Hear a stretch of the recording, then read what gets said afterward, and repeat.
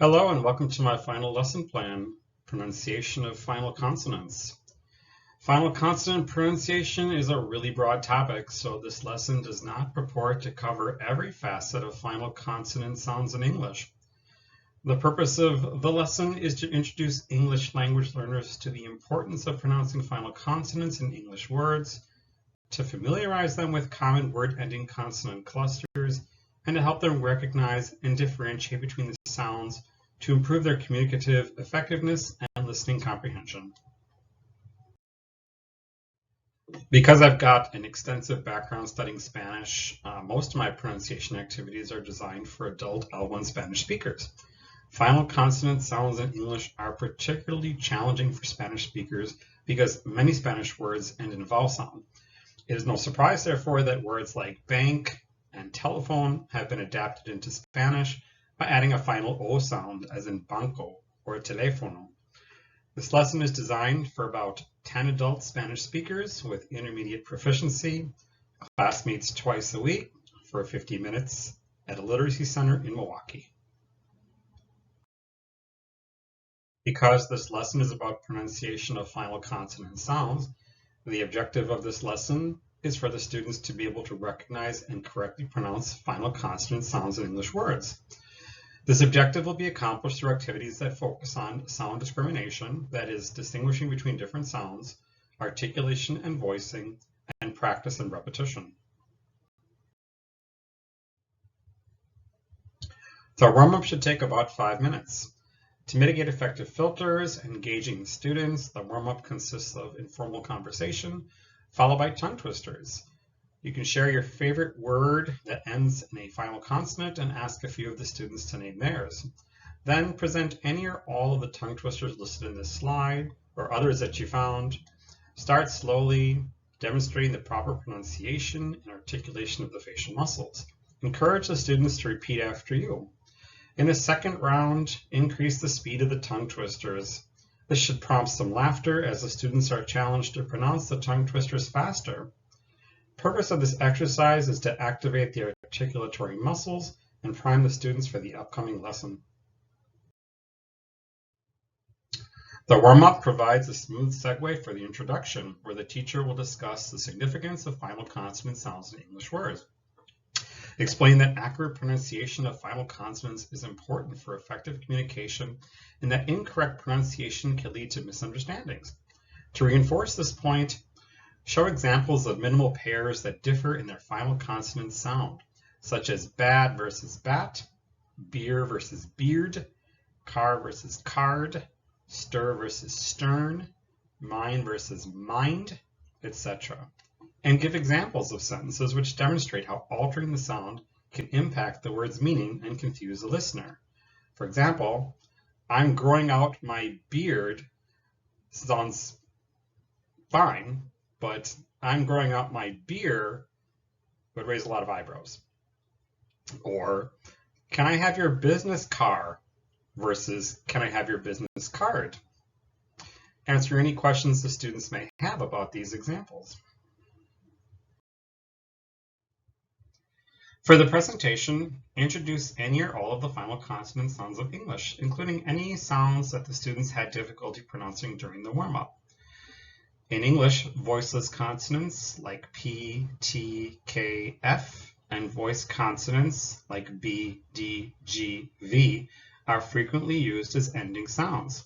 The student should already be familiar with these sounds. Proceed to teach pronunciation rules or patterns associated with final consonant sounds. This is not exhaustive, but as an example, final voiceless consonants like P, T, K, S, SH, F, etc. are usually pronounced with no voicing, whereas final voiced consonants like B, D, G, Z, J, V are usually pronounced with voicing. Explain that in words that end in voiceless consonants like P, T, K, F, TH, the S will be pronounced S, and that in words that end in a vowel or a voiced consonant, adding an S will be pronounced Z. Similarly, explain how the pronunciation of ed endings of past tense verbs changes depending on the ending of the root verb, i.e. if it ends in a voiced or voiceless sound, or T or D.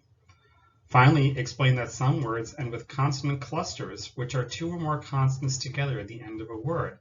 The pronunciation of these clusters depends on the specific consonant combination and can vary in different words. This will be the most challenging for the students to pronounce. Practice pronunciation by modeling words with different final consonant sounds and have the students repeat after you while encouraging them to pay close attention to the final sounds. The longest segment of this lesson will be the practice section, which comprises two handouts. First, give the students a handout with a list of minimal pairs that differ only in their final consonant sound. In pairs or small groups, the students will take turns reading the words aloud to their partner. This activity allows the students to practice speaking and listening skills. Examples of minimal pairs are listed in the slide. Next, give the students a handout with words that are missing their final consonant sounds. With the aid of pictures, the students will work to fill in the missing consonants. Afterwards, have them compare their answers with a partner and practice pronouncing the completed words. Examples of this activity are listed in the slide. I have uploaded the complete handout for both activities to the discussion board. The application or production stage allows students to demonstrate what they have learned.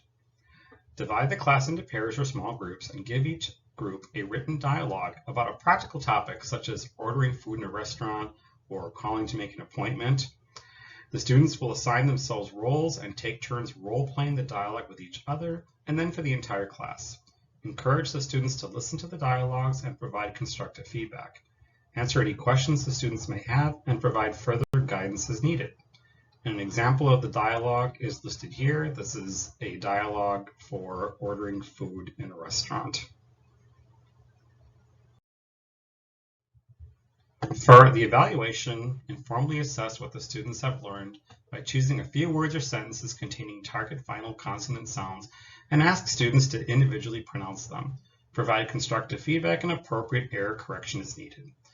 Then wrap up the class by summarizing the key points in the lesson, answering any questions, emphasizing the importance of pronouncing final consonant sounds, and encouraging students to practice outside the classroom.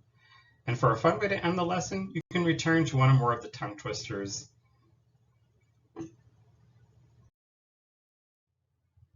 So for some final thoughts, as I said at the outset, this is not meant to be an exhaustive lesson on final consonant sounds. Given the scope of this topic, this lesson can be used multiple times, focusing on specific final consonant sounds.